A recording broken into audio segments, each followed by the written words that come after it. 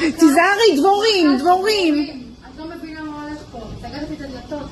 זה רק אצלנו בגולברי בחוץ. Isroilning qator shaharlarida asalarilar hujumlari kuzatilmoqda. Kursor Infoning yozishicha, hasharotlar galasi binolar, savdo markazlariga va aholi yashash punktlariga kirib qolmoqda. Ular hatto avtomobillar, uylar atrofidagi hududlarni ham egallab olayotgani aytilmoqda. Xususan, Netivot shahridagi savdo markazida asalarilar to'dasi qayd etilgan. Ular bino ichiga kirib, xaridorlar va xodimlarni qo'rquvga solgan.